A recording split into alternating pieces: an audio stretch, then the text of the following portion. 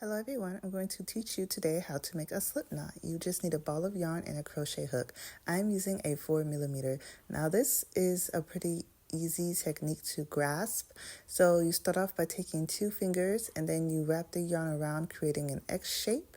And from here it's super simple. You just take your crochet hook, you insert your hook underneath the X, grabbing one of the strands of yarn.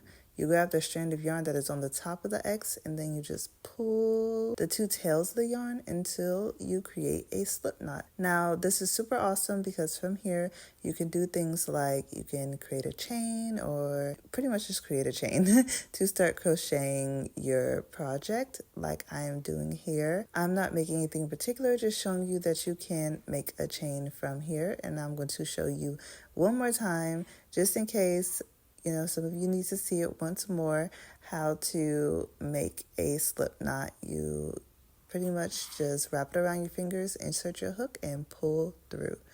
Now, this is a great technique to master. Once you know how to make a slip knot, you can pretty much apply this to so many different projects, whether it be a ribbon or some other project that just requires you to start off with a chain. Most of the time when looking at patterns, they might not say create a slip knot before asking you to chain 4, but this is like the pre-step you would need to know if you're going to follow just about a good amount of patterns out there on the internet, and they won't always tell you, hey, make a slip knot. So yeah, this is just a tutorial on how to do that. Thank you.